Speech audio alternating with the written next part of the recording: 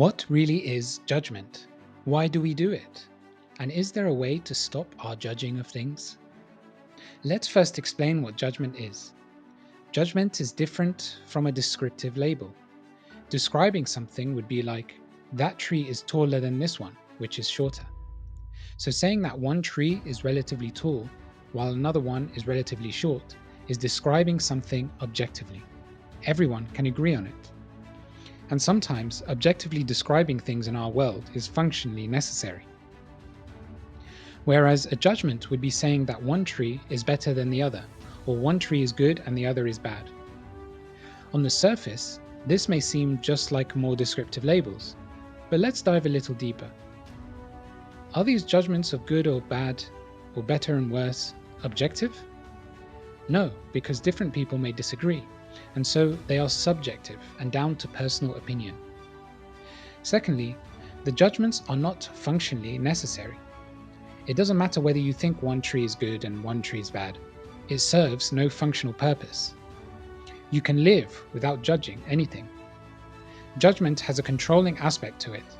By separating things into good and bad, right and wrong, beautiful and ugly, nice and dreadful, you are basically saying that you are resisting what you have judged as bad and want life to show you more of what you deem as good.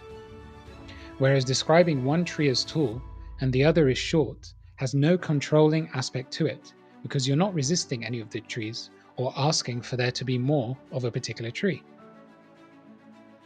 Both descriptive labels and judgments separate life when in reality there is no separation. However, judgments have a much greater power in specifically separating you from the rest of life compared to descriptive labels. This is because descriptive labels can be agreed on by everyone because they're objective, so it doesn't separate beings, it's a unifier. Descriptive labels therefore don't feed this illusory idea that you are separate from others and from life. Whereas judgments are subjective, and so separate you from other people who have a different view. And so they feed this idea that there is an individual you that is separate from others. That you that judges things is what's known as the ego. The ego is a program in your mind based on the belief that you are an individual that is separate from all of life. For this ego to exist, you must believe in separation. And so this ego program is always judging because its life depends on it. The ego program is always trying to control life to meet its expectations and desires. So anything that makes it feel more in control is something that makes the ego feel more real, alive, and powerful. Judgment is one of those tools. Through judgment, the ego basically likes and subscribes to things about life that it approves, and dislikes and trolls things that it doesn't approve about life. Judgment is the ego's subtle force of making life meet its preferences. Whenever you hear the words should or shouldn't, or respect or don't respect, right or wrong, these are clear signs an ego is trying to control something or someone through judgment. The ego is the subject that makes judgments subjective, whereas without the ego, we would describe things completely objectively. The ego hates the feeling of not knowing something. It wants to feel like it knows everything about life. That's why someone with a strong ego will project this image that they know everything, and they get angry when anything or anyone challenges their knowledge. Whereas someone without a strong ego will always be receptive to new learnings, like a child, and are very willing to be challenged so that they can learn. Judgment is a way for the ego to quickly associate what you are experiencing with something it already knows. By judging something, it can make something fit into a box it is familiar with. And what are the boxes it's familiar with, if not what you have experienced in the past? So the ego keeps you living in the world of the past, repeating the same patterns. But in reality, everything and everyone is unique and always new. You don't even ever meet the same person twice, because people always change in some way. But through the ego's many judgments, your perception of life is so filtered that things and people always seem to be the same. Judgment prevents you from really taking the time to be with something or someone to discover their unique beauty, because the ego is afraid of spending even 1 second in a state of not knowing. Being present, taking your time, being receptive, admitting you don't yet know something, and appreciating uniqueness are the opposite of what the ego wants. When you do those things, the ego cannot exist.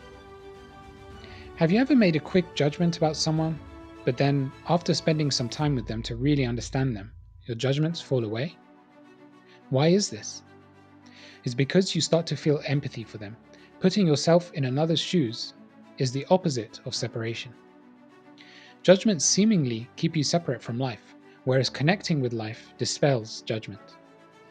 Without judgment, labels, and words, you can discover and feel the exact same mystery, the exact same truth within and beyond all forms, the oneness or love of life. Without judgment, you can feel that you are everything and everyone. But judgment pulls the wool over your eyes and creates a barrier between you and what you are judging. If you felt that you were the whole of life, you couldn't judge. Imagine for a second that you were the whole of life. Nothing else exists but you, and creation is just your dream. That would mean the whole of life is your creation. Would you ever be able to judge anything or anyone in life with that perception? Of course not. Judgment is a barrier to connection, to love flowing through you. By judging something or someone, you stop yourself from seeing yourself in that thing or person. This restricts or even stops you feeling love for what you are observing. The only difference between you and any other person in reality is your soul experiences. Why? Because we all came from the same one source, and so we all started off the same. So another person is a certain way because of their soul experiences.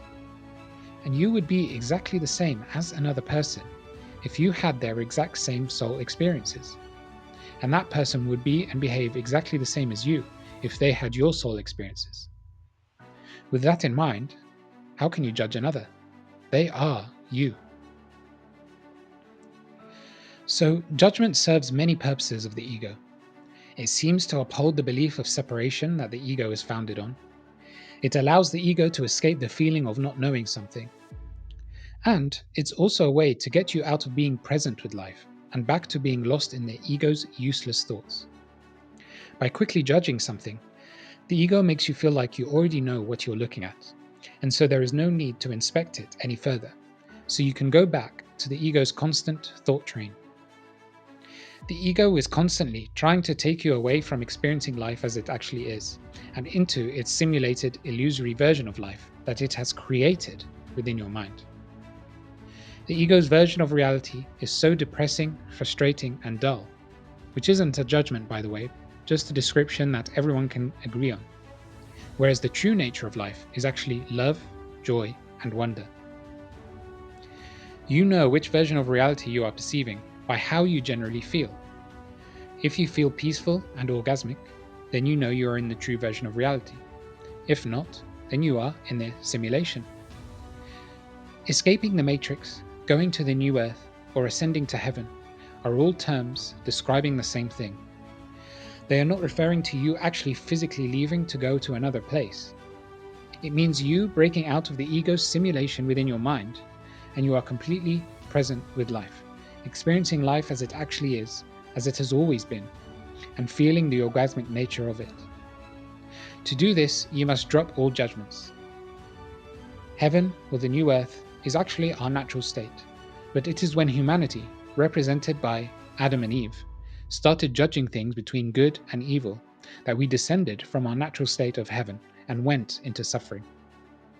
Because we started judging, at the same time we started fearing judgment from others, represented in the story by Adam and Eve suddenly wanting to wear clothes to cover their body. Experiencing something without judgment is the middle path. You don't describe things on either side of the middle, so as good or bad, right or wrong, beautiful or ugly. You just stay in the middle, staying completely objective. You take your time to experience things in silence and with feeling instead of with thoughts. However, after you have experienced the true reality of what's going on, You may then choose to use words in an objectively descriptive way. That way, everyone can agree with what you're saying. So you don't say that something is good or bad, yet you use words that everyone who does judge something as either good or bad can still agree on. Or you use words to describe what you personally felt, which is another thing that no one can disagree with. In a society that is constantly trying to divide people and encourages people to make constant judgments and have opinions on everything, non-judgment really is an art that only the most conscious and fearless adepts can master. And the reward for taking on this challenge? A constant orgasmic state of bliss. If you want to know how to be one of those adepts who live life with total presence and without judgment, so that you can feel the true orgasmic nature of life, then check out our completely unique and magical book that guides you on how to do just that. The link to this book, which is called Enjoyment, can be found in the description below. Let us know in the comments how this video has impacted you.